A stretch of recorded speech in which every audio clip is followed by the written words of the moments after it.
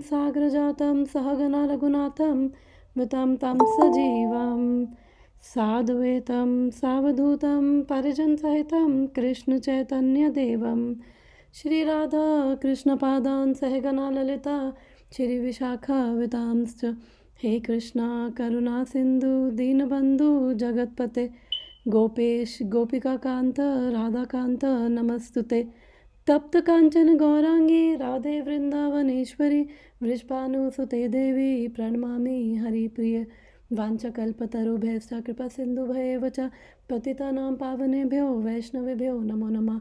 जय श्री कृष्ण चैतन्य प्रभु नित्यानंद श्री अद्वैत गदाधर श्रीवासादि गौर भक्त वृंदा। हरे कृष्णा कृष्ण कृष्ण हरे हरे हरे राम राम राम हरे हरे मुखं करोति वाचालं पंगुं लंघायते गिरिं यत्कृपातमहं वन्दे श्रीगुरुदीनतारिणं। नमो विष्णुपादाय कृष्णप्रेष्ठाय भूतले श्रीमद्भक्तिवेदांता स्वामिनिति नामिने नमस्ते सरस्वती देव गौरवाणी प्रचारिणे निर्विशेष शून्यवादी पाशादेशतारिणे। जगद्गुरु शिल प्रभुपाद की जय, शिल गुरुदेव की जय। Hare Krishna, welcome everyone. हम रीड कर रहे हैं Bhagavad Gita chapter number 4 verse number 23। तो हम 4th चैप्टर के 3rd सेक्शन में हैं, जो एक सेकेंड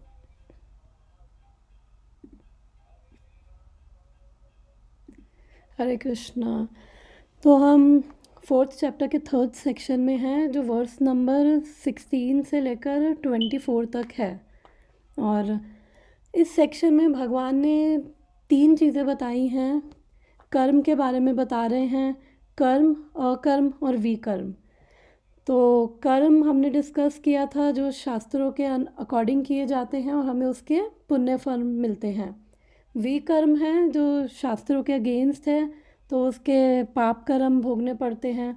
और अब ये 3rd कैटेगरी है, ये अकर्म। तो हमने समझा था कि दोनों ही, चाहे पुण्य कर्म हो चाहे पाप कर्म हो, एक्चुअली में दोनों ही बांधने वाले हैं। हमारी ये कार्मिक साइकिल में हमें ये फंसाई रखते हैं और बार बार बॉडी लेकर हमें यहीं हम घूमते रहते हैं। तो ये जो भगवान ने बताया कि कर्म तो करने हैं, लेकिन उसको कैसे करें, अकर्म के वे में करना है।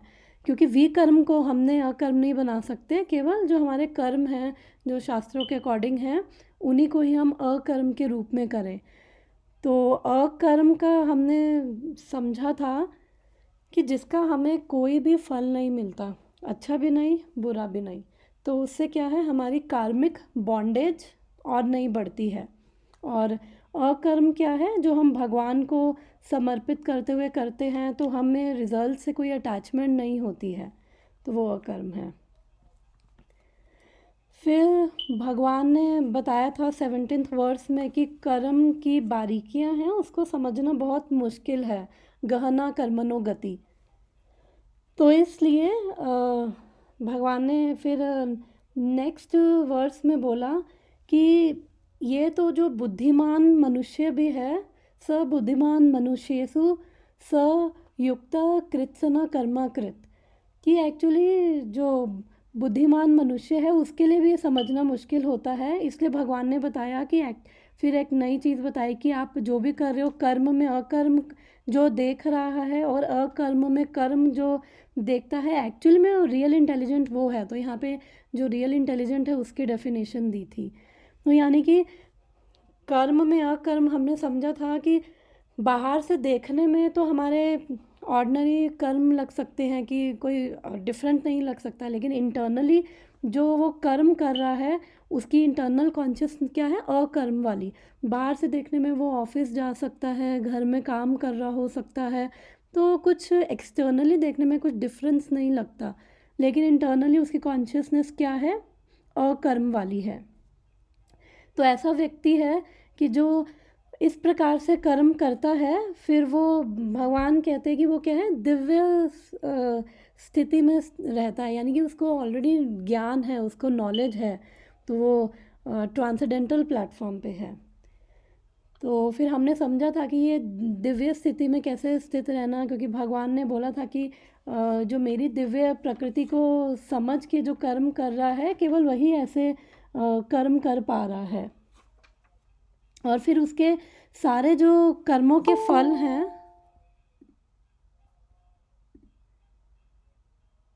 हरे कृष्णा खुशी, तो उसके ओके मैं वो दे रही हूँ रिव्यू।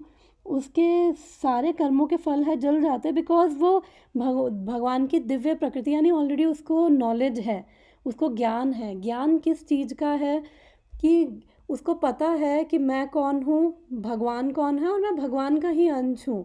हर चीज़ जो है स्पिरिचुअल मटेरियल, वो सब उसके पीछे भगवान है, और वो उस चीज़ को देख पाता है। तो हमने ये बहुत डिटेल में डिस्कस किया था। तो बेसिकली वो अपनी जो ज्ञान को है, वो नॉलेज को वो अपना अप्लाई कर पा रहा है।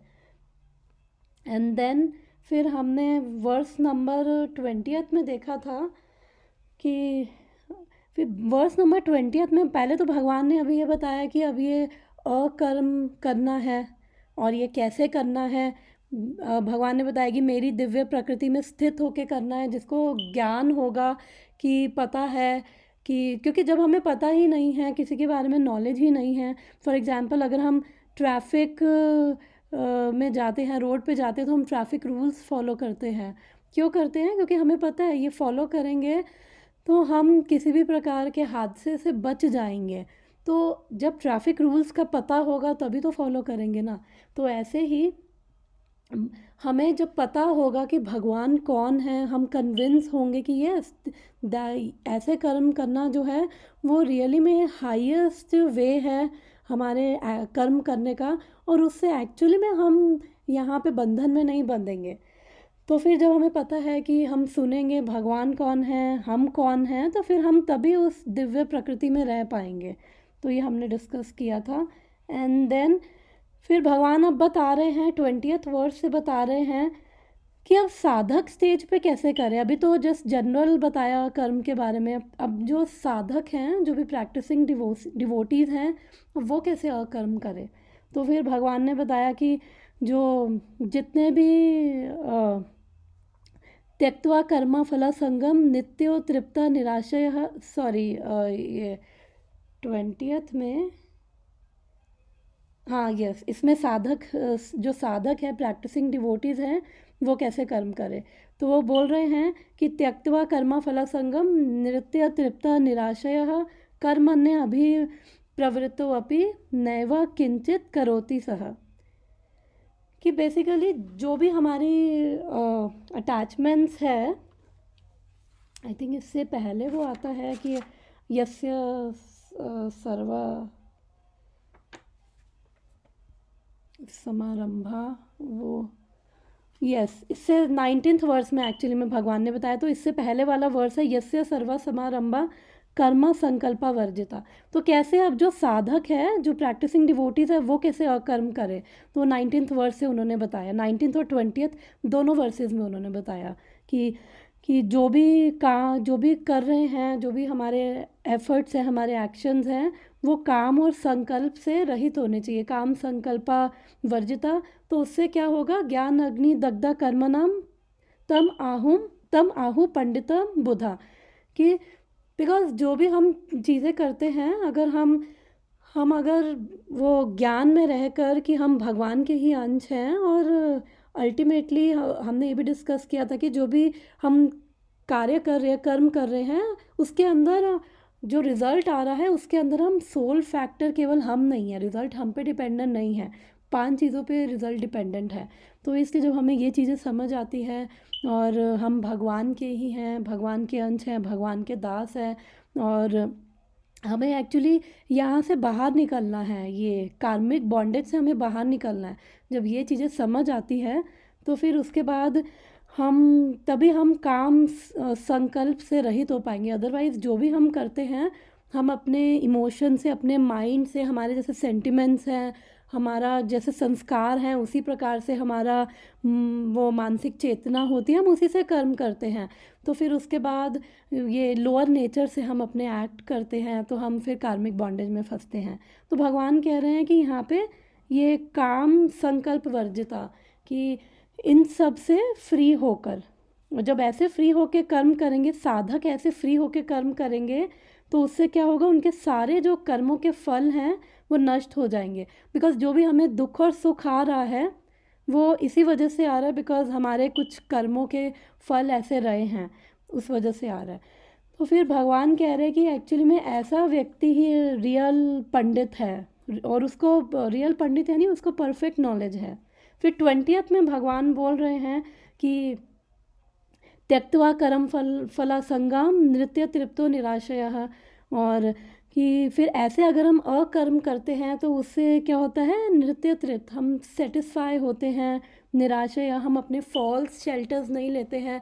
क्योंकि हमारे फॉल्स शेल्टर्स क्या हैं, जैसे हमारे अपने मन का आश्रय लेना, हमारा अहंकार का आश्रय लेना, और हमारे गुस्से का आश्रय लेना, और अलग अलग चीज़ों का, कई बार खाने का आश्रय लेना। कई बार हम परेशान होते हैं तो सोचते हैं क्या करें अपने आप को रिलीव करने के लिए, किसका आश्रय लेते हैं, खाने का आश्रय ले लेते हैं, टीवी का आश्रय ले लेते हैं।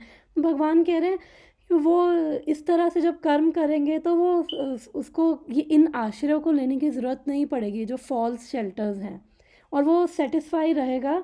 और इवन दो वो कर्म करेगा लेकिन उसके अंदर भी वो फंसेगा नहीं।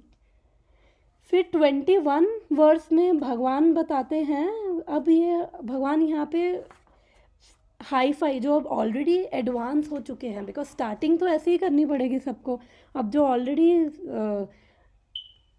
जिनकी चेतना उच्चतम स्थिति में पहुंच चुकी है, और जो ऐसे अकर्म कर रहे हैं, तो ऑलरेडी वो एडवांस डिवोटीज बन चुके हैं, जो एडवांस भक्त हैं। तो भगवान कह रहे हैं फिर उनके क्या लक्षण हैं जो ऐसे अकर्म करते हैं। तो वो कह रहे हैं निराशीर यत चेतात्मा त्यक्त्वा सर्व परिग्रह।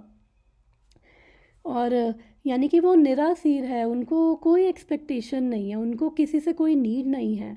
और फिर यत चितात्मा, और फिर वो कह रहे हैं त्यक्त्वा सर्व परिग्रह, यानी उनके अंदर कोई भी कंट्रोलर की भावना नहीं है उनके अंदर, और basically free of sense of proprietorship, कि मेरी वजह से ये हो रहा है। वो ना दूसरों को कंट्रोल कर रहे हैं, और ना उनके अंदर ये है कि मेरी वजह से हुआ है, मुझे क्रेडिट मिलना चाहिए, पर ना वो दूसरों को एक्सप्लॉइट कर रहे हैं, क्योंकि वो उनकी ऐसी कोई नीड भी नहीं है किसी से। और शरीरम केवलम कर्मा कुर्वन् नाप्नोति किल्बिषम, तो शरीर से बस ऐसा लग रहा है कि उनको कर्म कर रहे हैं, बट वो उसके अंदर बिल्कुल भी वो कर्मों के फलों से प्रभावित नहीं हो रहे हैं। तो ये जो एडवांस हो चुके हैं। फिर 22nd वर्स में भी भगवान ने अब इसी को कंटिन्यू करते हुए कि जो एडवांस्ड ऐसे जब भगवान को समर्पित करते हुए अकर्म करेंगे, तो जब वो चेतना उनकी इतनी एडवांस हो जाती है, अब उनको कैसे पहचाना जाए। अब हमने लास्ट टाइम डिस्कस किया था कि कैसे पहचाने कि जो भक्त हैं, जो भक्ति में बहुत एडवांस हैं, तो कैसे पहचाने, क्योंकि सबके अपने अपने क्राइटेरिया। हमें लगता है कि हो सकता है कि कोई ये अच्छी कथा कर रहा है, अच्छी सेवा कर रहा है, या उसके बहुत फॉलोअर्स हैं, बहुत फेमस है, तो हम अपने अपने क्राइटेरिया लगाते हैं कि ये इस वजह से वो एडवांस होगा। लेकिन यहाँ पे भगवान उसके लक्षण दे रहे हैं। भगवान क्या कह रहे हैं, यदृच्छा लाभो संतुष्टो, कि जो ऑलरेडी एडवांस्ड स्टेज पर है वो सेटिस्फाइड है, उसको जो भी आ रहा है, जो भी उसकी लाइफ में आ रहा है, वो उसी से ही सेटिस्फाई है। और फिर द्वंद्वतीतो विमत्सरः, तो हमने लास्ट टाइम ये डिस्कस किया था कि वो ड्यूअलिटीज़ से फ्री है। ड्यूअलिटीज़ यानी कि सर्दी गर्मी और दुख सुख, हैप्पीनेस डिस्ट्रेस, ये सब ड्यूअलिटीज़ होती हैं। तो इन सब से फ्री हैं। और विमत्सरा, उसको किसी प्रकार की कोई ईर्ष्या नहीं है। फिर हमने ईर्ष्या के बारे में भी डिस्कशन किया था, ईर्ष्या की जो स्टेजेस होती है उससे क्या होता है, वो सब हमने डिस्कशन किया था। और समा सिद्धौ असिद्धौ च, तो ये इतना एडवांस लेवल पे पहुंच चुका है कि इसको सक्सेस फेलियर में ये बिल्कुल बैलेंस है, और ये उसके अंदर नहीं फंस रहा, और स्टिल इन सब चीज़ों से ये प्रभावित नहीं है और अपने एक्शंस कर रहा है।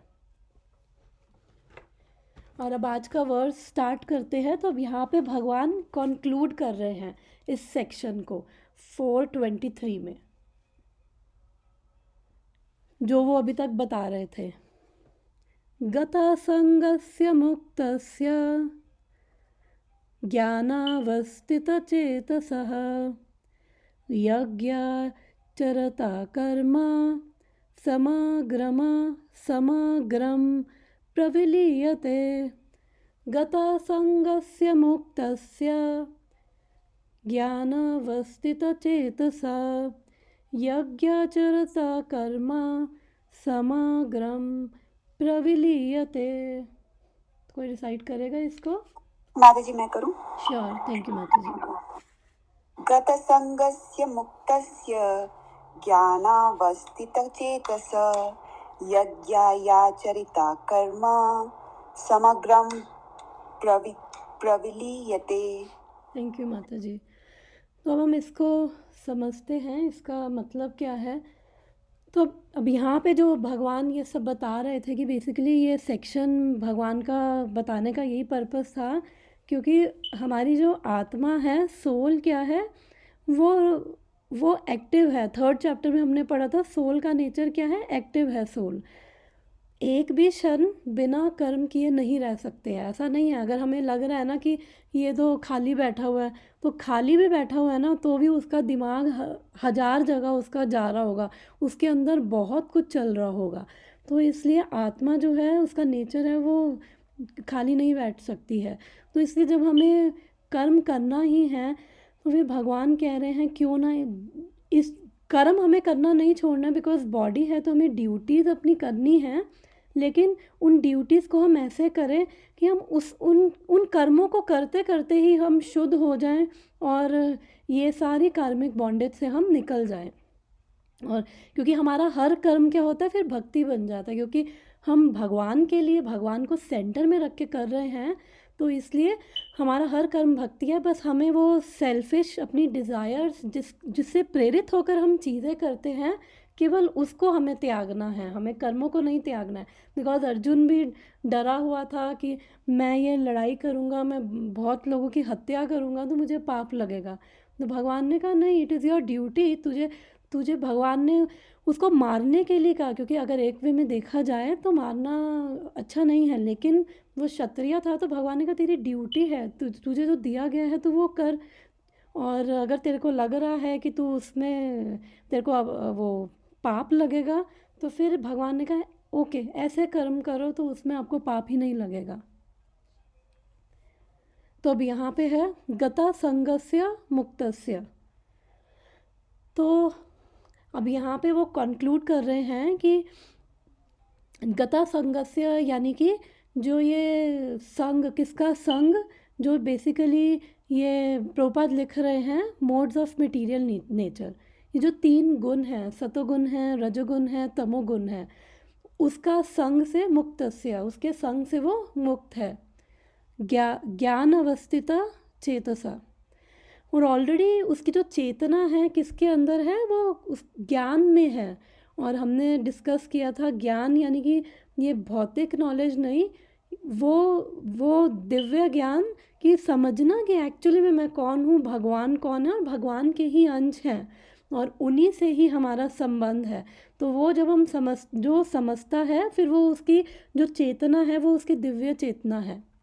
और फिर उसके सारे जो कर्म है वो कैसे होंगे, यज्ञाचरता कर्मा। फिर ऐसे जब उसके कर्म होंगे तो वो सारे क्या होंगे, अपने आप में यज्ञ बन जाएंगे। बिकॉज यज्ञ क्या होता है, अगर हम यज्ञ वर्ड देखते हैं तो हमारे माइंड में आता है हवन आता है। तो हवन is a one form of यज्ञ, क्योंकि उसके अंदर हम आग जला के हवन का अगर हम देखें प्रिंसिपल, उसका सिद्धांत क्या है, भगवान एक्चुअली में जितने भी यज्ञ हैं वो चाहे वो देवी देवताओं के लिए किए जाएं वो या डायरेक्टली भगवान के लिए किए जाए, उन सब में जो पर्पस है भगवान कृष्ण की प्रसन्नता के लिए। क्योंकि भगवान 5th चैप्टर में बोलते हैं क्या था वो, भोक्ता राम यज्ञ तपसाम सर्वलोका महेश्वराम, कि जितने भी यज्ञ हैं, तपस्या है, वो सब किसके लिए है? मैं ही उन्हीं का एक्चुअल में भोगता हूँ। तो जिनको नहीं भी पता कि वो अगर देवी देवताओं के लिए भी यज्ञ करते हैं तो उसके अंदर पहले विष्णु का मंत्र पढ़ के वो स्टार्ट किया जाता है, बिकॉज अल्टीमेटली जो उसके भोक्ता हैं तो वो विष्णु ही हैं, उनको विष्णु को ही प्रसन्न करना होता है यज्ञों में। तो जब कोई ऐसे कर्म करेगा तो यहाँ पे वो प्रिंसिपल लिया है, सिद्धांत लिया है कि प्रिंसिपल क्या है, यज्ञ करने का मतलब कि भगवान को प्रसन्न करना। तो इसलिए उसका हर कर्म क्या हो जाएगा, यज्ञ बन जाता है। और समग्रम प्रविलीयते, फिर जब ऐसे हर कर्म उसका यज्ञ होगा तो यहाँ पे वो लिखते हैं कि उसके सारे कर्म ब्रह्म में लीन हो जाते हैं। तो ब्रह्म में लीन होने का मतलब, जो मायावादी हैं उनका ये फेवरेट वर्स है, क्योंकि उनको लगता है कि वो भी ब्रह्म में लीन होना चाहते हैं कि हम भी ब्रह्म में लीन, यानी कि ब्रह्मन क्या है, परम सत्य, हाईएस्ट ट्रुथ, वो कौन है, भगवान कृष्ण। तो जो ये मायावादी हैं वो उनको वो ब्रह्म को निराकार मानते हैं, तो उनका भी मानना है कि जब हम भी ब्रह्म में लीन हो जाएंगे हम भी ब्राह्मण बन जाएंगे, जबकि कोई भी जो है भगवान नहीं बन सकता। हम सब भगवान की शक्ति हैं, भगवान एक ही हैं और ना भगवान से ऊपर कोई है ना भगवान के बराबर कोई है। ये आगे के चैप्टर्स में भगवान खुद बोल रहे हैं। और जो ये ब्राह्मण और परमात्मा है, ये हमने भागवतम में पढ़ा था कि उसी जो परम सत्य हैं उसी के तीन फीचर्स है। अध्यात्मवादी अलग अलग तरीक़ों से ये समझते हैं, कोई ब्राह्मण समझता है, कोई परमात्मा के रूप में, और जो हाईएस्ट है वो भगवान के रूप में समझ रहा है। भगवान यानी कि वो एक पर्सन है और उनके साथ आदान प्रदान किया जा सकता है और उनके अंदर भी इमोशंस हैं, तो इसलिए हम उनके साथ संबंध में आते हैं। जो 4 तरह के संबंध हैं, वात्सल्य रस, दास्य रस, साख्य रस, माधुर्य रस, तो ये अलग अलग तरह के रिलेशनशिप्स हैं भगवान के साथ। तो ब्रह्म में लीन होना यानी कि जब उनकी जब चेतना ऐसे होगी तो उनका हर कर्म क्या होगा, वो भी दिव्य होगा। तो उसका हर कर्म यानी कि जो ब्रह्म में लीन होने का मतलब कि वो हर चीज़ उसकी वो सिंक्रोनाइज्ड होगी, वो जो भगवान की जो विल है एक्चुअली में, और कि उसकी चेतना क्या होगी, what ever is the will of Krishna let that happen. तो उसी में ही वो संतुष्ट है, जो उसको आ रहा है और जो भी वो कर रहा है, किसी को वो एक्सप्लॉइट नहीं कर रहा है अपनी नीड्स की वजह से, और जो उसको रिज़ल्ट मिल रहा है वो कह रहा है कि यही भगवान की इच्छा है। तो इसलिए उसके सारे कर्म क्या होते हैं, ब्रह्म में लीन, यानी कि उसको उसका कोई भी रिज़ल्ट अफेक्ट नहीं करता है, पाप कर्म नहीं लगता है और उसकी चेतना भी ऐसी हो जाती है। तो इस ट्रांसलेशन पढ़ते हैं। The work of a man who is unattached to the modes of material nature and who is fully situated in transcendental knowledge merges entirely into transcendence. जो पुरुष प्रकृति के 3 गुणों के प्रति आसक्त है और दिव्य ज्ञान में पूर्ण स्थित है, उसके सारे कर्म ब्रह्म में लीन हो जाते हैं। तो हम इसको थोड़ा सा पहले ये डिस्कस करके ये टेक्स्ट को ये फिर उसके बाद इसका तात्पर्य जो छोटा सा है प्रभुपाद जी का तात्पर्य वो पढ़ेंगे। तो पहले यहाँ पे बोला है कि अब जो अकर्म कर रहा है ना, वो ऑलरेडी प्रकृति के 3 गुणों के प्रति आसक्त है। तो अगर हम ये देखें ना, ये प्रकृति के जो 3 गुणों को अगर हम देखें, अच्छा यहाँ पे एक्चुअली में मैंने ये डाला हुआ है ये स्लाइड, तो इसके अंदर वही बताया है कि जो अकर्म कर रहा है वो क्या कर रहा है, वो ये क्वालिटीज़ बताई हैं। ही वर्क्स विदाउट अटैचमेंट, ये 14 क्वालिटीज़ हैं जो ये इतने सारे वर्सेस में हमने पढ़ी है। डिटैच फ्रॉम द फ्रूट्स, उसको रिज़ल्ट से अटैचमेंट नहीं है, जैसा भी रिज़ल्ट है वो सेटिस्फाई है क्योंकि भगवान के लिए कर रहा है। वो उसके अंदर माइंड की वो कैसे हो जाती है, उसकी चेतना वो सेटिस्फाई रहता है और वो इंडिपेंडेंट है। इंडिपेंडेंट मतलब किसी से उसको आशा नहीं है और उसकी नीड्स के लिए वो किसी पे डिपेंडेंट नहीं है क्योंकि वो भगवान पे डिपेंडेंट है। सेल्फ कंट्रोल, उसकी माइंड और इंटेलिजेंस क्या है, फुली कंट्रोल्ड है। 21 में जब ये हाईएस्ट स्टेज पे वो पहुंच जाता है। Freedom from sense of proprietorship, की स्वामित्व की भावना, कि दूसरों को कंट्रोल करने की भावना से फ्री है। डिज़ायर ओनली बेयर नेसेसिटीज़, जितना भी उसे मिल रहा है वो उसी में ही खुश है। सेल्फ सेटिस्फैक्शन है, जो भी खुद से आ रहा है वो उसके लिए एक्स्ट्रा एफर्ट्स नहीं कर रहा है। फ्रीडम फ्रॉम ड्यूअलिटी, चाहे उसकी 5 करोड़ की लॉटरी लग जाए, चाहे उसका सब कुछ भी लुट जाए, वो अपना भजन करेगा ही करेगा हर कंडीशन में, अपने आप को बैलेंस किए हुए है। स्टेडी है सक्सेस और फेलियर में। एनवी, ईर्ष्या से वो मुक्त है, सबसे बड़ा कारण जो है। डिटैच्ड है। फिर ये बाकी इस वर्स में जो है वो मोड्स ऑफ नेचर, तो ये हमने थोड़ा सा इसको डिस्कस करते हैं। पहले भी हमने डिस्कस किया हुआ है कि जो ये 3 गुण हैं ये क्या है, एक रस्सी की तरह है, सतोगुण, रजोगुण और तमोगुण। और ये हमें क्या कर देते हैं, लिमिट कर देते हैं। जैसे कोई ये पपेट्स होते हैं ना, जो वो खेल दिखाते हैं, कठपुतलियाँ होती हैं ना, तो वो वैसे ही हम लोग 3 गुणों से बंधे हुए हैं। और जब 3 गुणों से बंधे हुए होते हैं तो ये 3 गुण के प्रभाव में आके हम कर्म कर रहे होते हैं। तो कईयों के अंदर सतोगुण थोड़ा प्रोमिनेंट होता है, तो रजोगुण और तमोगुण भी होंगे लेकिन कम होंगे। कईयों के अंदर रजोगुण और तमोगुण ज़्यादा प्रोमिनेंट होते हैं। तो ऐसे हर एक के अंदर अलग अलग गुणों की वो अफेक्ट रहता है, तो उस हिसाब से फिर वो कर्म करता है। तो जब सतोगुण में होते हैं तो बेसिकली हमें थोड़ा ज्ञान होता है, हमारा स्टैंडर्ड ऑफ लिविंग थोड़ा ठीक होता है, हमें नॉलेज होती है, हमारे को थोड़ा सा हमारा स्टेट ऑफ माइंड हैप्पी होता है। और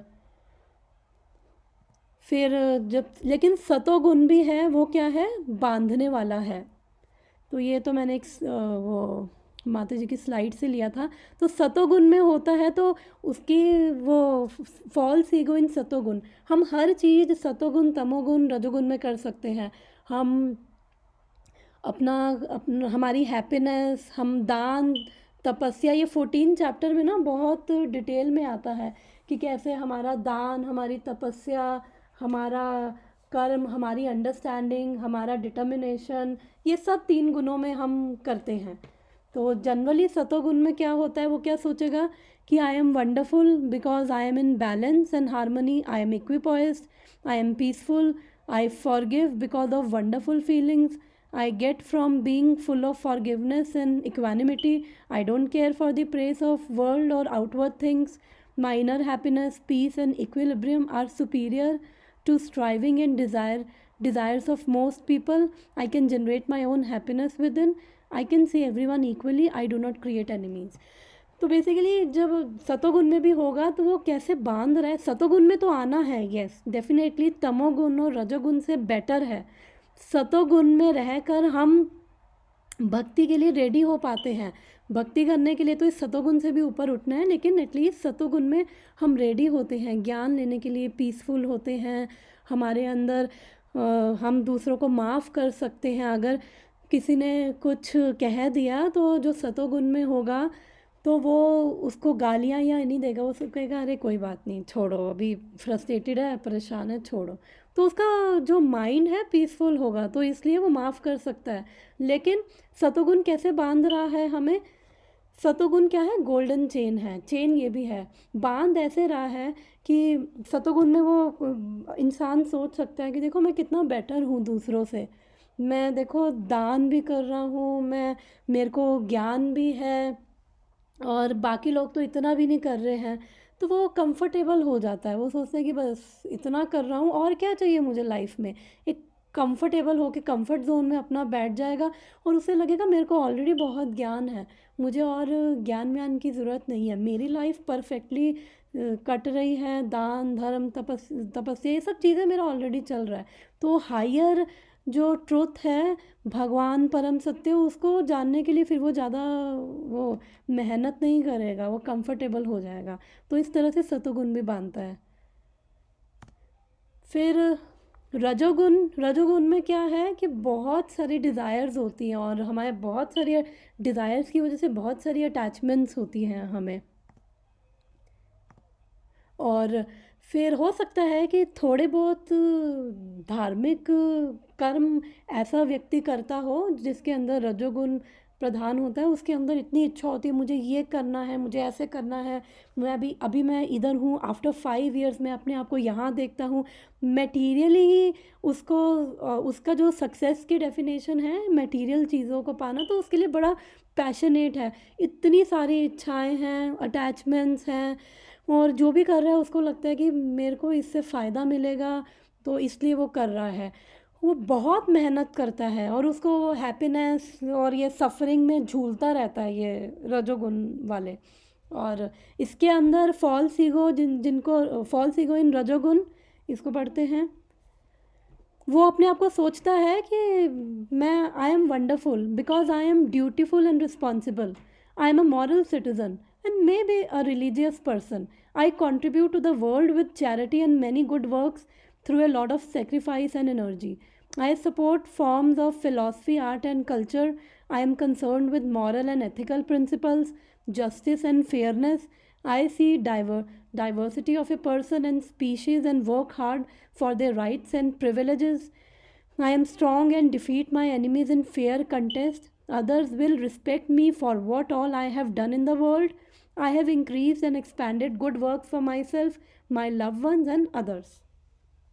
तो ये बेसिकली स्लाइड्स जो हैं ये उर्मिला माता जी, हरग्रेस उर्मिला माता जी जो शिला प्रपात की डिसाइपल हैं, वो मेरी भक्ति शास्त्री की टीचर थी, तो उनके वहाँ से मैंने ले रखी हैं। तो अब ये रजोगुण वाला इसको लग रहा है कि मैं बहुत रिस्पॉन्सिबल हूँ, मैं ड्यूटीफुल हूँ, मैं एक अच्छा सिटीज़न हूँ, मैं थोड़ा वो दान भी कर देता हूँ, थोड़े मंदिर भी चला जाता हूँ, आरती भी करता हूँ, और सबको मेरी रिस्पेक्ट करनी चाहिए, और जो मैंने किया है मैं कितना अच्छा कर रहा हूँ, मेरी वजह से ये चीज़ें हो रही हैं, मैंने लोगों के लिए जॉब्स क्रिएट कर दी हैं, और मैं देखो सबके साथ कितना अच्छे से बिहेव कर रहा हूँ, और मैं अपने परिवार के लिए तो कर रहा हूँ, तो थोड़ा बहुत मैं ऊपर नीचे मेरा बिहेवियर भी है, मुझे अपने एनिमीज़ को हराना, थोड़ा बहुत बिहेवियर मेरा ऊपर नीचे, तो दैट्स ओके। और वो ऐसी ऐसी सिचुएशन में भी वो उसको बांध रहा है, क्योंकि वो ये सारी चीज़ें उसके माइंड में प्रायोरिटी होती हैं, और ये भगवान क्या है, पर्पस क्या है हमारा इस संसार में आने का, क्यों हम यहाँ पे सफ़र कर रहे हैं, उसको इन चीज़ों से ज़्यादा लेना देना नहीं होता है। थोड़ा बहुत वो हो सकता है मंदिर भी चला जाता हो, आरती भी कर लेता हो, उसको लगता है कि बस मेरे को अपने पैशन, इतनी इच्छाएं हैं, तो वो इच्छाएं जो हैं, अब हम सब अविद्या में हैं, तो वो सारी इग्नोरेंट डिज़ायर्स हैं और वो उसको प्रेरित कर रही हैं, तो फिर ये कर्मा साइकिल में फंसा रहता है। कभी ये बहुत पैशनेट होगा, जब फेलियर होगा तो बेचारा बहुत दुखी भी हो जाएगा। फिर अब रजोगुण ये इग्नोरेंस, सतोगुण, तमोगुण, रजोगुण। रजोगुण वाले क्या हैं, इग्नोरेंस में है, इसको मोड ऑफ इग्नोरेंस बोला जाता है। इट बाइंड्स विद मैडनेस, ये आलस आता है, स्लीप, निद्रा, इंटॉक्सिकेशन, ये सब चीज़ें होती हैं इसके अंदर। और बेसिकली ये विकर्म यानी कि सिंफुल एक्शंस करेंगे, ये पापमय कर्म करते हैं, और आलसी होंगे, भ्रमित रहेंगे, और ये बस अपनी इस इग्नोरेंस के कारण सफ़र करते रहते हैं। लेकिन ये भी जो है, ये क्या सोच रहे हैं, जो ये रजोगुण वाले, तमोगुण वाले, फॉल्स ईगो इन तमस, ये भी अपने आप को सोचते हैं कि हम भी बहुत वंडरफुल हैं, क्योंकि हम अपने फैमिली से हम सेटिस्फाई हैं, और हमें हमारे पास लाइफ की बेसिक चीज़ें हमें मिली हुई है, और वो इनफ है। और मैं तो बड़ा प्रैक्टिकल हूँ, अगर कोई मेरे से आके पंगे लेगा तो मैं उसको छोड़ूंगा नहीं, मैं उसे पूरा बदला लूँगा। और वो अपने ही एक सर्कल में, अपने ही एक छोटे से उसमें घुसे होते हैं, और उनको लगता है कि अगर मेरे सामने कोई मेरा दुश्मन आएगा तो भाई एनी हुक और क्रुक मैं हरा दूँगा, और वो मेरा कुछ नहीं बिगाड़ सकते हैं। ये फिर इंटॉक्सिकेशन, वो नशा वगैरह भी, कई बार ये बहुत दुखी होते हैं, तो जब ये फेलियर फेस करते हैं तो फिर इतने दुखी हो जाएंगे, फिर ये वो नशा वगैरह, शराब पीना और वो सब चीज़ों में जाना, और फिर या तो दूसरों पे ये वॉलेंटली अटैक भी कर सकते हैं, या फिर ये अगर दूसरों पे नहीं करेंगे तो खुद पे ये कोसना शुरू कि क्यों हमारे साथ ही ऐसा होता है। तो वो इन चीज़ों में ये तमोगुण, तो ये सतोगुण रजोगुण तमोगुण हमें ये ऐसे बांध के रखते हैं। लेकिन जो जिस गुण में है ना उसको लगता ही नहीं है कि कुछ गड़बड़ है, उसको लगता है तीनों, बिकॉज हमारी फॉल्स ईगो ऐसी है कि हमें ये बिलीव करवा देती कि चाहे मैं सतोगुण में हूँ मैं वंडरफुल हूँ, रजोगुण में हूँ मैं वंडरफुल हूँ, तमोगुण में हूँ मैं वंडरफुल हूँ। तो इसलिए ये सारे गुणों का ही प्रभाव है और हम हमेशा इन्हीं गुणों में रहते हैं। तो अब इसके नेक्स्ट पार्ट पे चलते हैं। तो इसलिए भगवान कह रहे हैं कि जो ये अकर्म कर रहा है ना, तो एक्चुअली में वो क्या है, मुक्त हो गया है गता संग से। क्योंकि या तो हम अगर इन 3 गुणों में है ना तो हमें ऐसे ही गुणों के लोग प्रभावित करते हैं, ऐसी ही रिलेशनशिप्स, ऐसी ही चीज़ें। तो हम क्या करते हैं, हम उसका संग करते हैं, फिर हम भी उसी में ही रहते हैं। तो ऐसे ही व्यक्तियों का संग, तो जब ऐसे व्यक्तियों का संग करेंगे और हमारी भी जब चेतना ऐसी होती है तो उसमें क्या होता है कि ये 3 गुण जो हैं फिर हमें बांधे रखते हैं। फिर कार्मिक बॉन्डेज, दूसरों को एक्सप्लॉइट करना, दूसरों को कंट्रोल की भावना तो सबके अंदर है, ईर्ष्या करना और वो ग्रीड होना, वो लालची होना, और उसके लिए कुछ भी गलत मीन्स से हम अपने हमारे जो कार्य हैं हम उसको हमें सक्सेस चाहते हैं कि फ़र्क नहीं पड़ता कि किसी की टांग जॉब में भी किसी की टांग खींच के उसको नीचे गिरा दिया, किसी की जॉब खा ली, बट हमारा सेफ रहना चाहिए। तो ये सब चीज़ों में जाते हैं और कार्मिक बॉन्डेज में फिर रहते हैं। और फिर नेक्स्ट बोल रहे हैं कि जो अब इन तीनों चीज़ों से फ्री है तो उसको एक्चुअली में दिव्य ज्ञान में वो परिपूर्ण, वो दिव्य ज्ञान में स्थित है, क्योंकि वो समझ पा रहा है कि मैं कौन हूँ, मेरा पर्पस क्या है। मेरा एक हायर पर्पस है, तो मेरा अगर एक हायर पर्पस है तो जो भी कर्म होंगे तो मुझे उन कर्मों को, फिर वो कर्म कैसे होने चाहिए, क्योंकि जो भी कर्म कर रहे हैं उससे हम पाप या पुण्य से हमें मुक्त होना है। क्योंकि हम पाप और पुण्य की वजह से ही तो एक्चुअली में हम बॉडी लेके आते रहते हैं। तो यहाँ कहा जा रहा है यज्ञ आचरत कर्मा। तो उसका जो यज्ञ मैंने बताया कि यज्ञ किसके लिए होता है, भगवान की प्रसन्नता के लिए होता है। तो अब कर्म तो करना है, तो अब कर्म के बिना तो रह नहीं सकते। तो अब उसका हर जो कर्म होता है वो यज्ञ के समान बन जाता है। वो भगवान को सेंटर में रख के कर रहा है तो फिर बंधन किस बात का है। और क्योंकि भगवान का संग कर रहा है ना, तो फिर भगवान क्या कर देते हैं, उसे मुक्त कर देते हैं। क्योंकि क्या, जैसे कहते हैं ना, जैसा संग वैसा रंग, जैसे हमारी कंपनी होगी हम भी वैसे ही होंगे। तो इसलिए जब हम भगवान के संपर्क में आएंगे तो हम भगवान के स्वभाव को प्राप्त करेंगे। वो जो भगवान की डिवाइन क्वालिटीज़ हैं वो हमारे अंदर आने लग जाती हैं। और अगर किसी नशेड़ी चोर का संग करेंगे तो वही चेतना हमारे अंदर आएगी। अगर कोई मान लो कि शराब नहीं पीता है, उसके आसपास सारे पी रहे हैं जैसे ऑफिस वगैरह में, तो उसको भी फिर एक टाइम पे उसको लगेगा कि इसमें कोई गलत नहीं है, ये हम मॉडर्न हैं, मॉडर्न लोग ऐसा करते हैं। तो वो अपने आप उसकी चेतना उनसे प्रभावित होके वो चेतना अपने आप परिवर्तित हो जाएगी। तो जब भगवान के लिए कर रहे हैं, तो जब ऐसे संग का प्रभाव मिलता है, तो जब भगवान के लिए कर्म करेंगे तो क्या भगवान के संग का हमें प्रभाव नहीं मिलेगा? तो भगवान के संग का प्रभाव क्या होगा कि हम मुक्त हो जाएंगे, हम शुद्ध हो जाएंगे। क्योंकि हमें, और ऊपर से हमें वो कर्म करने की वो इंटेलिजेंस हमें मिलेगी कि हमें क्या चॉइसेस लेनी है। क्योंकि हम जो भी चॉइसेस ले रहे हैं अपनी लाइफ में, वही हमारे आगे फर्दर कर्मा बना रही है, हमारी सारी चॉइसेस जो हैं। तो फिर हमारी इंटेलिजेंट चॉइसेस होंगी। और जब हमारा कर्म का भाव यज्ञ का होगा, तो यानी कि फिर हमें पता है कि भगवान को प्रसन्न करने के लिए करना है। तो जैसे अब एक बच्चा होता है, वो अपने पिता को प्रसन्न करना चाहता है, तो जो पिता होगा बस अपने बच्चे में ही अगर ये भाव भी देखेगा ना, तो उससे वो खुश हो जाता है। और फिर उसको गले लगाना चाहता है, उसकी और हेल्प करना चाहता है। तो ऐसे ही हम जब यज्ञ आचरत कर्म करेंगे तो उस प्रकार से हमारा हर कर्म यज्ञ के समान हो जाएगा। और इस भाव को देखकर फिर भगवान भी हमारे प्रति प्रसन्न होंगे। भगवान तो खैर हमेशा ही प्रेम करते हैं, प्रसन्न रहते हैं हमें। तो फिर हमारे अंदर भी वो डिवाइन क्वालिटीज़ आएंगी जब कृष्ण को हम सेंटर में रख के हर कर्म करेंगे। और यही असली एक्चुअली में कृष्ण भावनावृत्त की विधि है, रियल कृष्णा कॉन्शियस होना। यानी कि हर टाइम कृष्णा कॉन्शियसनेस का मतलब क्या है कि कॉन्शियसनेस में कृष्ण का, हर टाइम हमारी चेतना में भगवान का ही होना। तो वही रियल कृष्णा कॉन्शियसनेस की हमारी विधि है।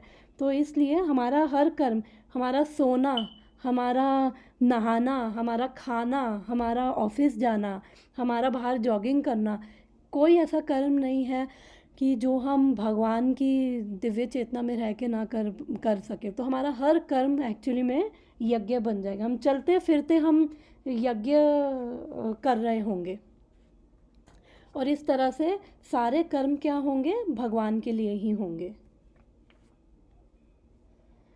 और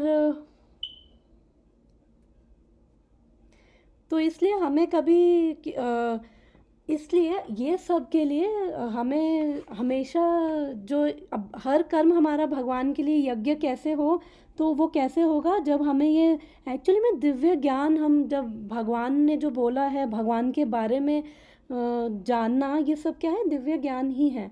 तो हम जब इस दिव्य ज्ञान को एक्चुअली में हम जब ले पाएंगे तो चैतन्य महाप्रभु बोलते हैं, ये चैतन्य चरितमृत का मैंने एक वर्स निकाला हुआ है, 154 वर्स में बोलते हैं, तबे याया तदुपरि गोलोक वृंदावना कृष्ण चरणा कल्प वृक्षे करे आरोहना। वो ये कह रहे हैं कि जो जब हम कैसे ये सब कार्य अकर्म अपना कैसे करेंगे, भगवान को कैसे सेंटर में लेके जाएंगे। तो इसके पीछे और भी वर्सेस हैं। तो सबसे पहले क्या होता है, हमने स्टेजेस ऑफ भक्ति पढ़ी थी ना, श्रद्धा होता है कि श्रद्धा यानी कि विश्वास। हमें जिस चीज़ पे विश्वास होता है ना, फिर हम वो कर्म करते हैं। हम गाड़ी अगर रोड पे चला रहे हैं तो विश्वास है कि रोड अंदर धंस नहीं जाएगी और हमारी गाड़ी अंदर घुस नहीं जाएगी, तो हमें वो श्रद्धा है, तो इसलिए हम वो कर रहे हैं। हम प्लेन में बैठ रहे हैं तो हमें पूरा श्रद्धा है उस पायलट पर कि ये ढंग से प्लेन को उड़ाएगा और प्लेन क्रैश नहीं करेगा। तो इसलिए ऐसे ही जो भक्ति करने के लिए भी श्रद्धा क्या है, कोमल फेथ होती है। तो जब वो कोमल फेथ होती है तो भक्ति को क्या बोला गया, भक्ति लता बीज, यानी बीज के समान, एक सीड के समान है। तो हमारे हृदय में वो एक भक्ति लता बीज आता है। तो जब हम उस भक्ति लता बीज को, being situated in one's heart, being watered by shravana kirtana, the bhakti creeper grows more and more. In this way it attains the shelter of desire tree of lotus feet of Krishna, who is eternally situated in the planet known as Golok Vrindavan in the topmost region of spiritual sky. तो कह रहे हैं अभी पहले तो एक बीज है, एक छोटी सी श्रद्धा एक बीज के समान है, वो बीज है। फिर बीज से एक, वो ऐसा ही होता है ना, बीज डालते हैं पहले, फिर एक छोटा सा पौधे के रूप में होता है, फिर इतना बड़ा पेड़ निकलता है। तो ऐसे ही हमारे हृदय में भी उसको कंपेयर किया गया है। पहले भक्ति का एक बीज होता है, फिर ये भक्ति क्रीपर कैसे ग्रो होगा, जितना हम श्रवण और कीर्तन से, यहाँ पे लिखा है कि बीइंग वाटर्ड बाय श्रवण और कीर्तन, क्योंकि अभी वो कोमल श्रद्धा है ना, आई थिंक 15 मिनट्स रह गए हैं, तो कोमल श्रद्धा है ना, तो जितना श्रवण और कीर्तन करेंगे, श्रवण यानी भगवान के बारे में सुनना, जितना श्रवण करेंगे तो उतना भगवान हमें एलियन लगना कम हो जाएंगे, उतना हम उनके प्रेम को फील कर पाएंगे, उनकी महानता, उनकी दिव्यता, उनकी स्वीटनेस को हम समझ पाएंगे कि वो केवल महान ही नहीं है, वो इतने स्वीट हैं कि हम उनको अपने जीवन में, हमारे जो वो संस्कार होंगे परिवर्तित होंगे, हम अपने जीवन में उनको लाएंगे, उनको अपने जीवन में उनको प्रायोरिटी बनाना चाहेंगे, क्योंकि अभी हम कन्विंस नहीं है ना, अभी हम ये भौतिक चीज़ों के प्रति कन्विंस हैं, तो वैसा ही चल रहा है। तो जब हम कन्विंस हो जाएंगे कि yes he is most important, he महान तो हैं, ओके महान हैं, बट महान से ज़्यादा ये हमें प्रेम करते हैं, और उनकी महानता भी समझ आएगी ना, ये महान नहीं है, यही सबके स्वामी, इन्हीं के थ्रू सब कुछ हो रहा है। कितने ब्रह्मांड, वो एक भागवतम में श्लोक आता है कि इनके डर की वजह से आग जल पाती है, इनके डर की वजह से ये जो पर्वत है ये धंसते नहीं हैं, और इनके डर की वजह से हवा बह रही है, इनके डर की वजह से ये प्रकृति सारा कार्य कर रही है। और ये केवल इनसे डरना नहीं है, ये इतने प्रेममय हैं, और हमें इतना प्रेम करते हैं, तो ये हमें समझ आने लगता है। जब समझ आने लगेगा तो फिर कनेक्शन क्यों नहीं बनाएंगे इनसे, और वो कनेक्शन कैसे बनेगा हमारा इनसे? श्रवण और कीर्तन से, सुन के, क्योंकि हम भगवान हमारे हृदय में कानों के थ्रू एंटर करते हैं। जितना हम श्रवण और कीर्तन, यहाँ पे चैतन्य महाप्रभु जो स्वयं कृष्ण हैं वो कह रहे हैं, फिर ऐसे धीरे धीरे ये भक्ति लता बीज जो है ये बढ़ता जाता है, और फिर ये अल्टीमेटली कहाँ जाके रुकता है? ये कृष्ण के चरणों में जाके रुकता है, in the lotus feet of Lord Shri Krishna. ये हमारा जो भक्ति लता बीज है। श्रवण, भगवान के बारे में सुनना, कीर्तन जो अभी हम कर रहे हैं, भगवान का नाम जाप करते हैं, हरे कृष्णा कृष्ण कृष्ण हरे हरे, हरे रामा राम राम हरे हरे।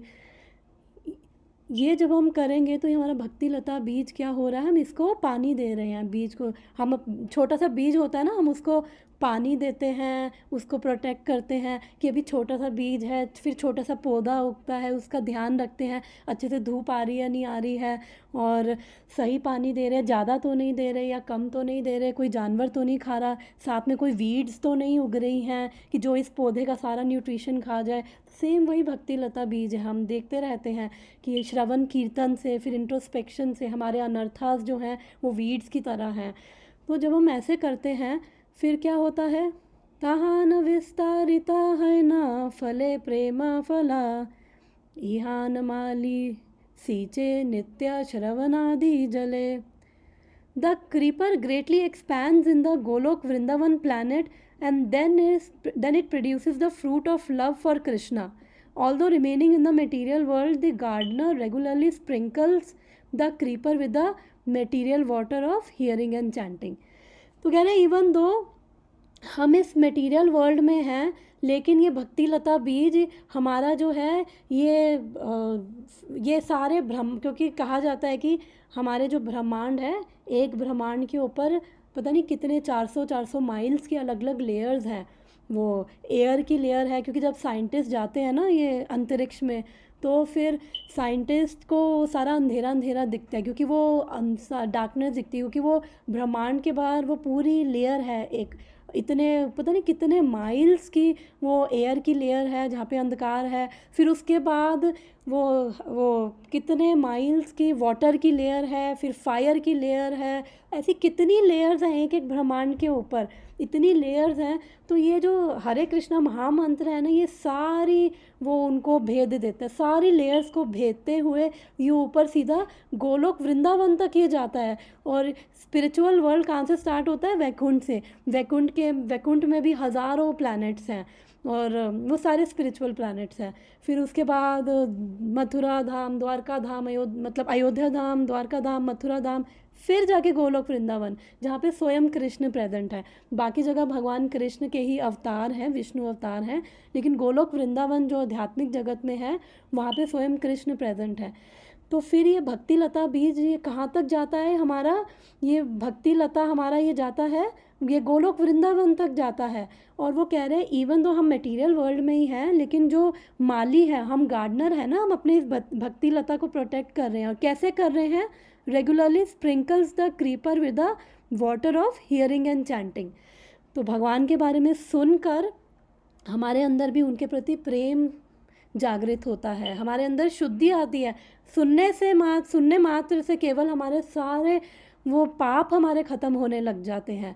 तो ये तो केवल सुनने का ही फ़ायदा है, और नाम जाप करते करते सुनते हैं, और नाम जाप करते करते हमारा भक्ति लता बीज स्वयं कृष्ण तक पहुँचेगा। और हम उसका फल क्या है? भगवान का प्रेम। जो अभी हमें सेटिस्फैक्शन नहीं मिल रही है, अभी हमारे हार्ट में इतना वैक्यूम है, वो सब भरने लग जाता है। तो अभी तो इस वर्ष में जो दे रखा है कि ये 3 गुणों से फ्री हो गया है अब, और पूरे उसको सेटिस्फाई है, उसको जो मिल रहा है उसमें सेटिस्फाई है, तो वो दूसरों को फिर वो तंग परेशान नहीं कर रहा है।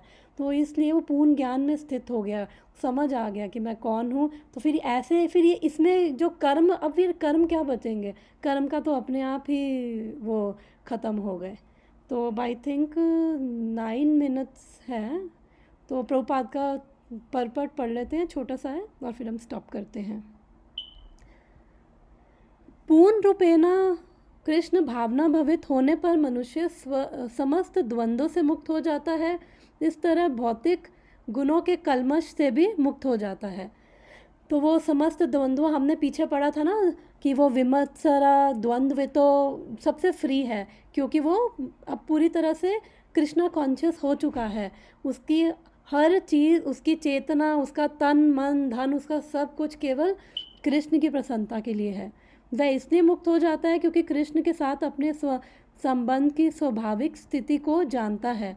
फलस्वरूप उसका चित्त कृष्ण भावनामृत में विचलित नहीं होता। अभी हमारा चित्त बहुत विचलित होता है कृष्ण भावनामृत में भी। अभी हम एक्टिविटीज़ कर रहे हैं ना, क्योंकि अभी हम क्या कर रहे हैं? अभी हम भजन क्रियाएं कर रहे हैं, क्योंकि हम श्रद्धा, साधु संग, ये ऐसे स्टेजेस चलती है। फिर भजन क्रिया बोला जाता है कि पहले आपको थोड़ा सा विश्वास हुआ, फिर आप क्या गए? आप मंदिर गए, आप भक्तों से मिले, वैष्णवों से मिले, साधु संग किया, फिर उसके बाद क्या हो गया? भजन क्रियाएं करने लगे। भजन नहीं कर रहे हैं अभी, हम भजन क्रियाएं कर रहे हैं, क्योंकि अभी हम एक्टिविटीज़ कर रहे हैं। असली भजन तो तब चलेगा जब ये हमारी क्रियाएं बंद हो जाएंगी और वो प्रेम के कारण करने लग जाएंगे। अभी हमें समझ आ रहा है ना, तो हम आउट ऑफ ड्यूटी भी नहीं करना है, भगवान से संबंध बनाना है। तो वो अच्छे भाव तो अभी से आने लग गए हैं, संस्कार अभी से परिवर्तित होना शुरू हो गए हैं, क्योंकि पाप कर्म कटने लग गए हैं, हृदय में शुद्धि आने लग गई है। तो इसलिए ये चीज़ अंदर रजिस्टर होती जा रही है। तो जितना जितना शुद्धि आएगी तो उतना कन्विंस हो जाएंगे, जितना जितना शुद्धि आती जाएगी और पाप कर्म करते जाएंगे, वो प्रेम उतना प्रेम से करते जाएंगे। तो इसलिए भजन क्रियाएं कर रहे हैं, तो अभी क्रियाएं कर रहे हैं ना, एक्टिविटीज़ कर रहे हैं, तो इसलिए चित्त थोड़ा ऊपर नीचे हो जाता है, बट स्टिल हमें वो टॉलरेट करते हुए, भगवान के विश्वास करते हुए हमें करते रहना है। अतः वह जो कुछ भी करता है वह आदि विष्णु कृष्ण के लिए होता है।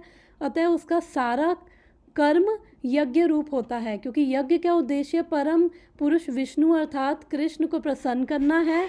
ऐसा यज्ञमय कर्म का फल निश्चय ही भ्रम में विलीन हो जाता है, और जब मनुष्य को कोई भौतिक फल नहीं भोगना पड़ता है, तो फिर जो इस तरह से वो करेगा तो उसका हर कर्म क्या बन जाएगा? उसका हर कर्म, अभी हमने स्टार्टिंग स्टेज में क्या होता है कि थोड़ा सा एफर्ट करना पड़ता है, भगवान को याद रखना पड़ता है, बट यहीं से स्टार्ट करना है। यहीं से स्टार्ट करते करते हम सबको एक्चुअली बता रखा है, हम सबको यहाँ पे मोटिवेट कर रखा है कि इसी स्टेज से स्टार्ट करते करते ऐसी स्टेज पे पहुँच जाओगे, गारंटीड है। और भागवतम में हमने पढ़ा था, जो 40th वर्स पढ़ा था, उसमें जब पढ़ा था कि भगवान जो श्रीमद् भागवतम में भगवान कृष्ण का साहित्य अवतार है, तो वहाँ पर तो गारंटी दे रखी थी। अब इससे बड़ी चीज़ क्या? अब गारंटी दे दी है। जब इस मटेरियल वर्ल्ड में हमें जब गारंटी मिलती है ना, तो हम थोड़े कन्विंस हो जाते हैं। तो वहाँ पे गारंटी दे रखी है, अगर ऐसे करेंगे, भगवान का आश्रय लेंगे, पॉइंट इधर भगवान का आश्रय लेंगे, तो गारंटी है यहाँ से छूटेंगे। तो जब हमारा हर कर्म यज्ञ रूप हो जाएगा, तो फिर गारंटी है हमारी कि सारे ये फल तो भ्रम में लीन हो जाएंगे, और फिर कोई भी भौतिक फल हमें भोगना नहीं पड़ेगा। तो अब किस किस तरह के यज्ञ हो सकते हैं? तो बेसिकली, और ये कृष्णा कॉन्शियस जो है, हाँ नहीं, वो नेक्स्ट वर्स में बताएंगे कि किस तरह के हमारे यज्ञ हो सकते हैं। तो वो नेक्स्ट वर्सेस में थीम चेंज हो रही है, तो हम नेक्स्ट वीक फिर डिस्कस करेंगे। नेक्स्ट वर्स से हो रही है वो इसका। तो आई थिंक मैं अब यहीं पे ही स्टॉप करूँगी, और अगर किसी का कुछ डिस्कशन है, लास्ट 5 मिनट्स है हमारे पास।